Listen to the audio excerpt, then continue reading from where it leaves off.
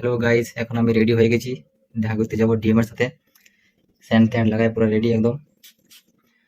তারপর তোমরা ভাববে যে কোন ডিএম, কিসের ডিএম, সব বলবো তোমাদেরকে। ডিএম কে, কিসের ডিএম। ডিএম বলা যাবে না, ডিএম এর থেকে যদি উঁচু কোনো পোস্ট আছে ওটা বলতে পারি আমরা। তোমাদেরকে নিয়ে যাবো তার কাছে, ঠিক আছে? थोड़ी सी दारू मेरे अंदर आ गई बोले लोग बस याद যাচ্ছি ডিএম এর সাথে দেখা করতে। ফোন করেছি, আমার জানি না কখন আসে, কি করে দেখে নি যাইলে। মোটামুটি 4টার সময় ফোন করেছি ডিএম কে, বললে আসছি। এখন আসার নাম কথা, কোনো গ্যারেন্টি নেই কোথায় আছে, কি গেছে, কার সাথে আসছে, আদৌ রাস্তায় আছে, কোথায় আছে কে জানে। 1 ঘন্টা হয়ে গেল আসছি।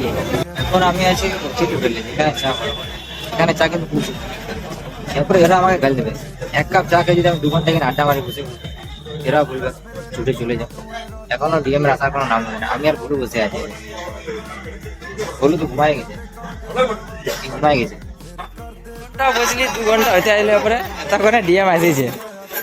ডিএম বলি এখন আর 5 মিনিট কথা হয়েছে শুধু। এই জন্য আমি ডিএম বলি। কারো ঘরে নুন নাই, ইয়াকে বলে তেল নাই, ইয়াকে বলে কারো ঘরে জল যেতে নাই, ইয়াকে বলে। যত রাজ্যে যত পুলিশের কাজ সবাই বলতে থাকে।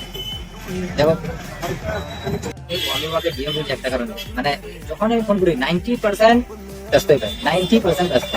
কার সাথে কথা বলে কি করে জানি না, গার্লফ্রেন্ড আছে না বিয়া হয়েছে।